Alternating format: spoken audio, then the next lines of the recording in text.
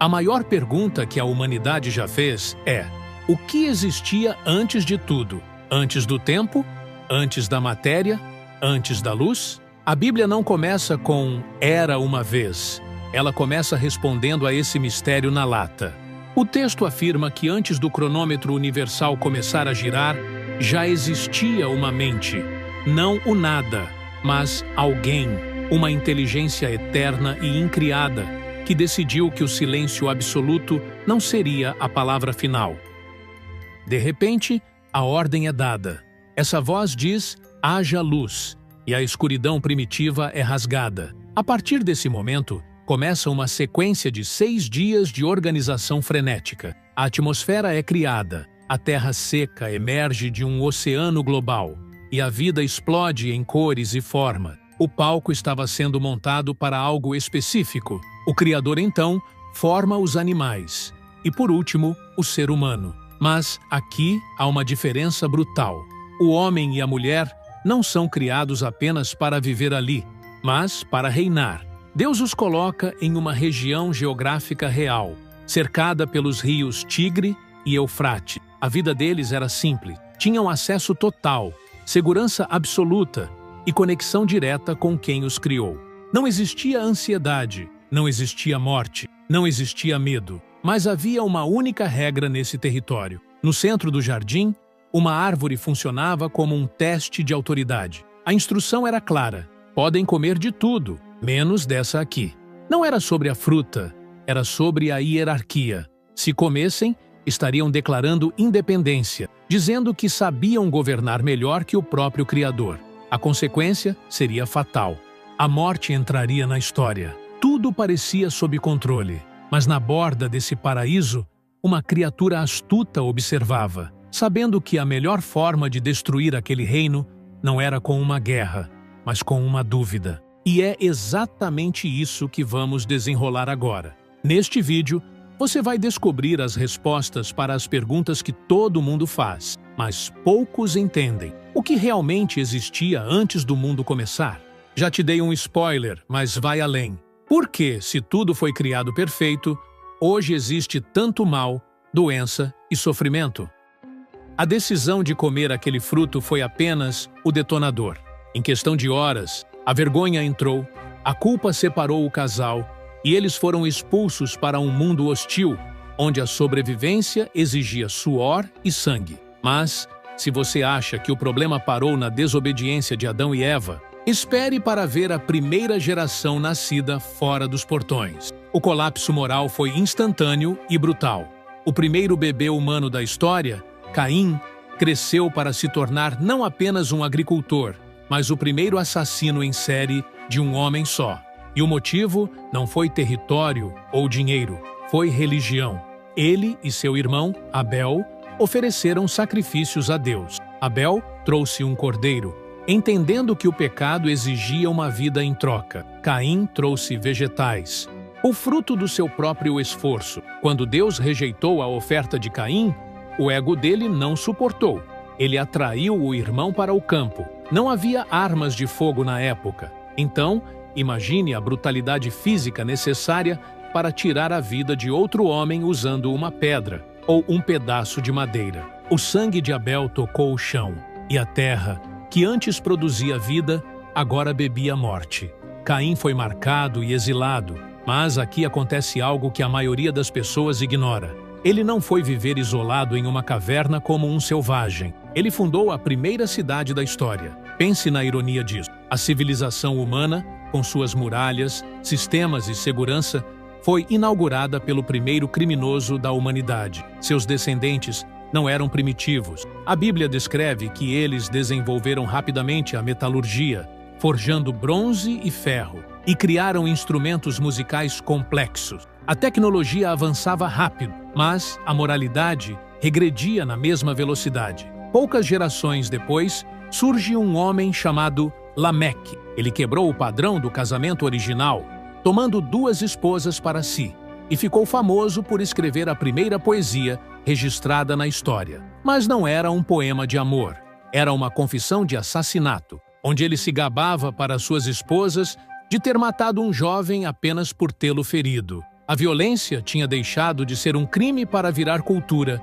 celebrada e musicada. O mundo estava cheio de cidades fortificadas, ferramentas de ferro e arte, mas estava absolutamente podre por dentro. A humanidade tinha se tornado uma máquina de guerra eficiente, e o Criador olhava para baixo, vendo que a única solução possível seria um reset total do sistema.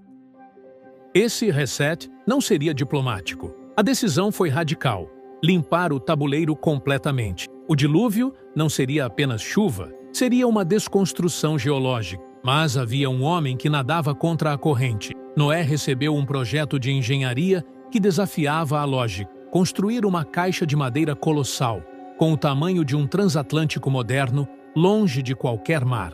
Durante décadas, ele e seus filhos cortaram árvores e montaram essa estrutura, enquanto a sociedade ao redor continuava brutal e indiferente. Então, os animais começaram a chegar, guiados por instinto, e a porta maciça da arca foi fechada por fora.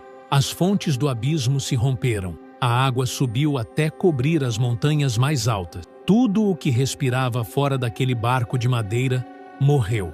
Quando a água baixou meses depois, a família de Noé saiu para um mundo silencioso e vazio. Era um recomeço. Deus fez uma aliança, colocando um arco-íris no céu como assinatura de que nunca mais destruiria o mundo com água. Mas o coração humano não tinha mudado. Séculos se passaram, a população cresceu e migrou para uma planície chamada Sinear.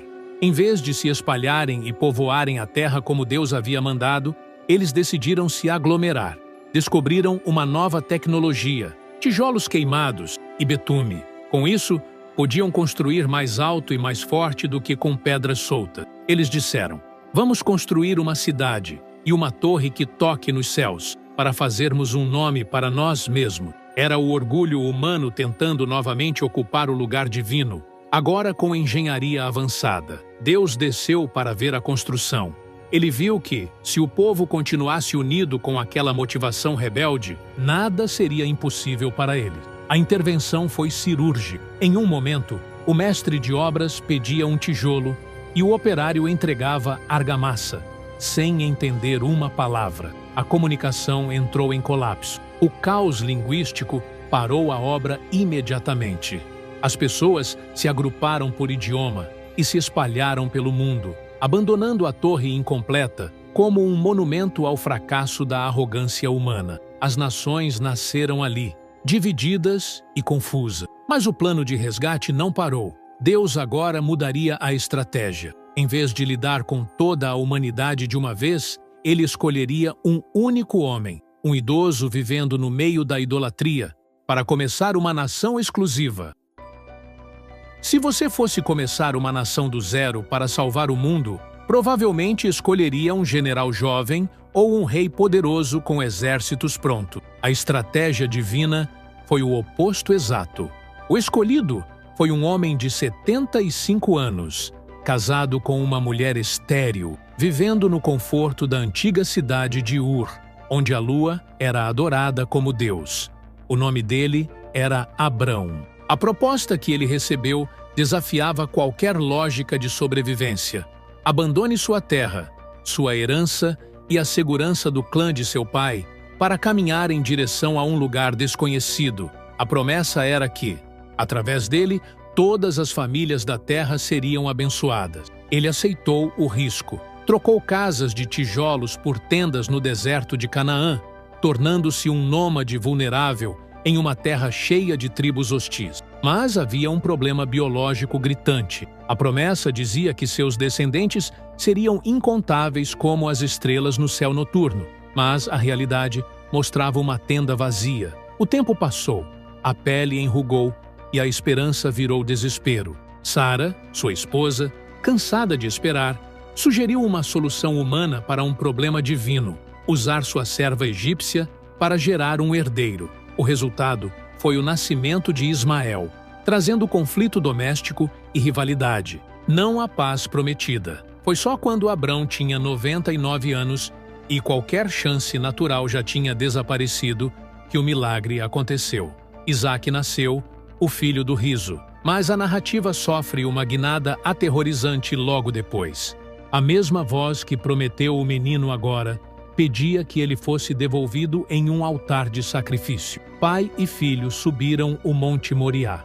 A lenha foi arrumada, o garoto amarrado e a faca levantada. No último segundo, a mão de Abrão foi segurada. Deus proveu um carneiro preso nos arbustos para morrer no lugar do menino. A mensagem para aquela cultura antiga foi um choque. Esse Deus não queria sangue humano. Ele proveria o substituto. A tocha foi passada para Isaque e depois para seu filho, Jacó. Um homem complicado que passou a vida enganando pessoas até ter um encontro físico com Deus e ter seu nome mudado para Israel. Jacó teve 12 filhos, homens brutos que formariam a base da futura nação. Mas o ambiente familiar era tóxico. O filho favorito, José, recebia tratamento especial e túnicas coloridas, enquanto os irmãos mais velhos acumulavam um ódio silencioso. Eles olharam para o garoto sonhador no meio do pasto e decidiram que não bastava ignorá-lo. Ele precisava desaparecer do mapa, nem que para isso tivessem que vender o próprio sangue como mercadoria barata para mercadores estrangeiros. José chegou ao Egito como uma mercadoria, acorrentado e sem valor, mas a habilidade de interpretar sonhos o tirou de uma cela imunda e o colocou direto no trono, logo abaixo do faraó. Ele gerenciou uma crise de fome global com tanta competência que o Egito se tornou o cofre de alimentos do mundo antigo. Quando seus irmãos apareceram pedindo comida, a vingança estava pronta na mesa, mas José escolheu a reconciliação. Ele entendeu que aquela traição familiar foi a ferramenta usada para salvar vidas. A família inteira migrou para o delta do Nilo, protegida e alimentada. A história avança rápido 400 anos, e o cenário muda drasticamente. O novo imperador não conhecia José e não via aquele povo crescendo como aliados, mas como uma ameaça interna. A solução política foi brutal: escravidão em massa. Os descendentes de Abraão, que tinham promessas de reinar, agora passavam os dias amassando barro e palha sob o sol escaldante, com chicotes estalando nas costas. O clamor deles subiu, e a resposta veio na forma de um fugitivo gago de 80 anos chamado Moisés. Ele voltou do deserto com um pedaço de madeira na mão e uma ordem absurda para o homem mais poderoso da terra: deixe meu povo ir. Faraó riu. Para ele, o Deus dos escravos não existia. A resposta divina foi um ataque sistemático à teologia egípcia. 10 pragas atingiram o país, cada uma humilhando um deus específico do panteão local. O Nilo, fonte de vida, virou sangue. O sol, adorado como Ra, foi apagado por uma escuridão densa. Na última noite, a morte passaria por todas as casas, e a única proteção era o sangue de um cordeiro pintado na madeira da porta. Foi a primeira Páscoa, um sinal de que o juízo podia ser desviado por um substituto inocente. Se você acredita que Deus pode abrir caminhos onde só existem muralhas, comente agora: o meu Deus abre o mar. Eles saíram, mas Faraó mudou de ideia. 600 carros de guerra, a tecnologia militar de ponta da época, perseguiram os ex-escravos até a beira do Mar Vermelho. Era um beco sem saída. Água na frente, espadas atrás. A lógica dizia que o massacre era certo. Foi quando o vento soprou e o impossível aconteceu. O mar se rasgou ao meio, formando paredes líquidas. O povo atravessou a pé enxuto, e quando o exército egípcio tentou seguir, as águas colapsaram, afogando a maior força militar do mundo. Eles estavam livres, mas agora tinham outro problema. Eram uma multidão de milhões no meio de um deserto hostil, sem leis, sem governo e prestes a descobrir que a liberdade exige regras rígidas para não virar caos. Sair do Egito foi a parte fácil. O pesadelo foi tirar o Egito de dentro das pessoas. A multidão acampou na base de uma montanha de granito chamada Sinai, onde o céu escureceu e trovões fizeram o chão tremer. Não era uma reunião religiosa pacífica, era um encontro aterrorizante com a santidade absoluta. Ali, eles receberam os 10 mandamentos, não como uma lista burocrática de restrições, mas como um espelho moral. A lei mostrava o padrão de perfeição exigido, mas também revelava o quanto eles estavam quebrados. Antes mesmo de Moisés descer com as tábuas de pedra, o povo já estava adorando um bezerro de ouro no vale, provando que a liberdade sem caráter vira anarquia em questão de dias. O dilema era mortal. Como um Deus perfeitamente justo poderia habitar no meio de um povo rebelde sem consumi-los? A solução foi um sistema de engenharia espiritual chamado tabernáculo. Era uma tenda portátil, coberta de peles, onde o céu tocava a terra. Mas a entrada tinha um preço alto. O pecado exigia pagamento, e a moeda era a vida. Touros e bodes eram degolados diariamente, e o cheiro de sangue e incenso impregnava o acampamento. A lógica era brutal, mas necessária. Um inocente morria para que o culpado pudesse viver. Era um sistema provisório, uma sombra apontando para algo definitivo que ainda viria no futuro. 40 anos de caminhada no deserto foram necessários para enterrar a geração que duvidou e levantar uma nova, forjada na dificuldade. Sob o comando de Josué, um general que sucedeu Moisés, eles finalmente chegaram à fronteira de Canaã. A primeira barreira era Jericó, uma cidade-fortaleza com muralhas duplas que pareciam impossíveis de derrubar sem máquinas de cerco. A estratégia de batalha foi a mais estranha da história militar. Marchar em silêncio por 6 dias e gritar no 7º. Quando as trombetas soaram, a engenharia humana falhou. As muralhas colapsaram para fora. E a conquista começou. A terra foi dividida e, pela primeira vez, eles tinham um lar. Casas que não construíram, vinhas que não plantaram. Parecia o final feliz da jornada. Mas a morte de Josué deixou um vácuo de liderança perigoso. Sem um rei central e sem um líder moral forte, cada tribo começou a fazer o que parecia certo aos seus próprios olhos. O ciclo de vitórias estava prestes a ser substituído por uma espiral de caos político e moral que faria a nação implorar por um salvador humano, esquecendo-se de quem realmente os havia tirado das correntes. Sem uma autoridade central, Israel mergulhou em 300 anos de anarquia tribal. O livro de Juízes descreve uma espiral de violência, onde a moralidade era decidida pela conveniência pessoal. Quando a opressão de inimigos com carros de ferro se tornava insuportável, Deus levantava um libertador militar. Mas assim que esse líder morria, o povo voltava para a lama. Cansados de serem vulneráveis, os anciãos exigiram uma mudança política drástica. Queriam um rei, igual a todas as outras nações. O profeta Samuel avisou que a monarquia custaria caro, com impostos altos e o recrutamento forçado de seus filhos para guerras. Mas o desejo de segurança falou mais alto que a liberdade. O primeiro monarca, Saul, parecia o candidato perfeito em qualquer campanha eleitoral.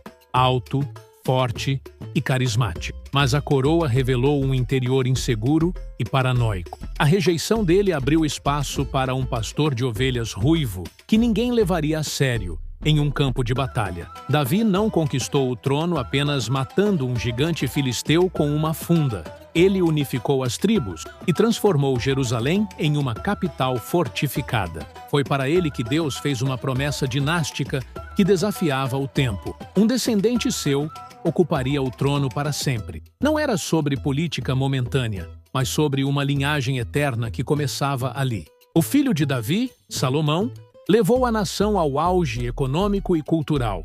Ele construiu o templo, uma maravilha arquitetônica coberta de ouro que servia como ponto de encontro físico entre o divino e o humano. A glória de Deus encheu o lugar e a paz reinava nas fronteiras. Mas a prosperidade é um teste mais difícil que a adversidade. Para manter alianças internacionais, Salomão encheu seu harém com princesas estrangeiras que trouxeram seus próprios deuses para dentro dos muros sagrados. O homem mais sábio do mundo cometeu a tolice de dividir sua lealdade. O império estava rico, mas a fundação espiritual estava podre. Quando ele morreu, a tensão acumulada por anos de impostos pesados e idolatria estava prestes a explodir em uma guerra civil que rasgaria o mapa ao meio.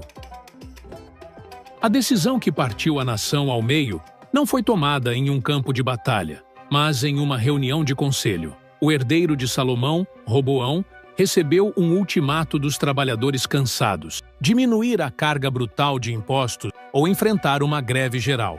A resposta do novo rei foi de uma arrogância suicida. Ele disse que seu governo seria ainda mais pesado que o anterior.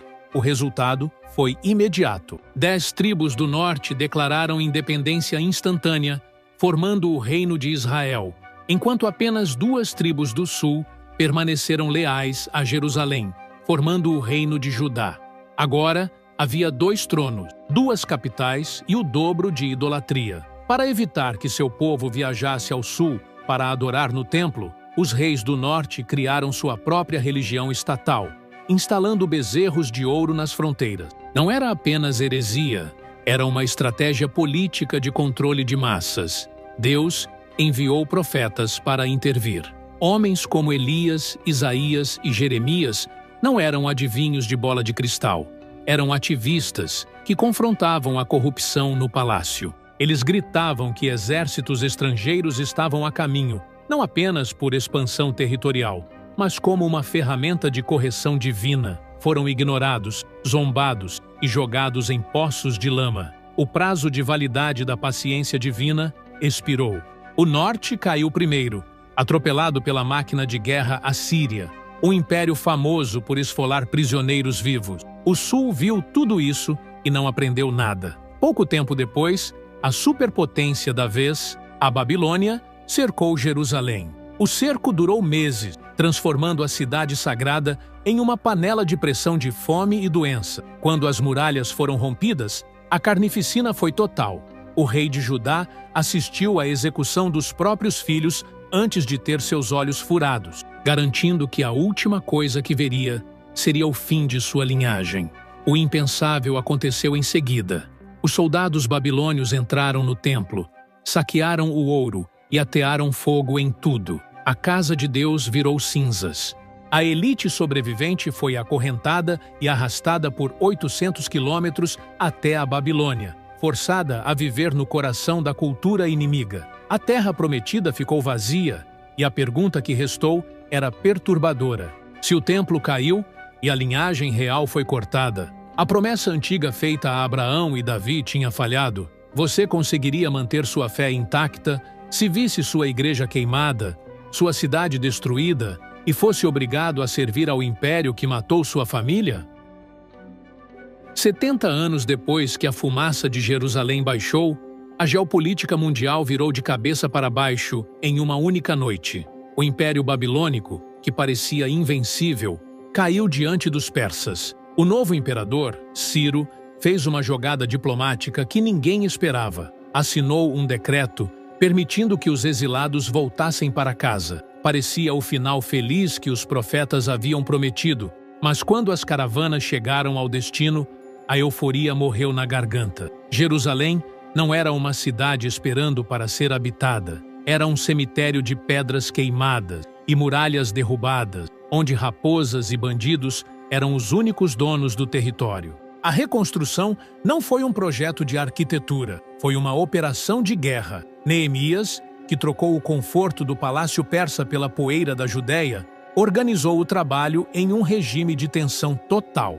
Os pedreiros trabalhavam com uma espátula em uma mão e uma espada curta na outra, dormindo vestidos com suas armaduras, porque as tribos vizinhas ameaçavam atacar a qualquer momento. O templo finalmente foi reerguido, mas a decepção foi esmagadora. Os homens mais velhos, que ainda lembravam da glória da construção de Salomão, choraram alto quando viram o novo prédio. Era menor, mais simples e o mais assustador, a nuvem de glória visível que enchia o lugar antigamente não apareceu na inauguração.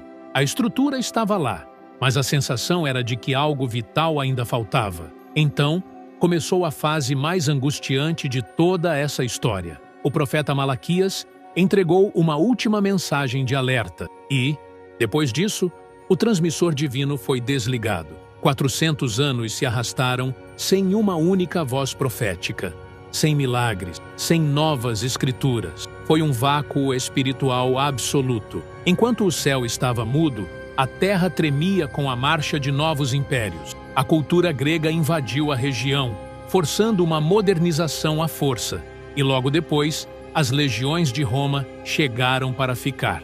A Judéia se tornou um barril de pólvora. O povo, agora oprimido por governadores romanos corruptos e impostos abusivos, se apegava desesperadamente aos rolos antigos. Eles liam sobre um Messias, um guerreiro santo que esmagaria os inimigos e traria a justiça de volta. Grupos radicais afiavam facas em becos escuros e a elite religiosa criava regras rígidas para tentar forçar a mão de Deus a agir. A tensão estava no limite.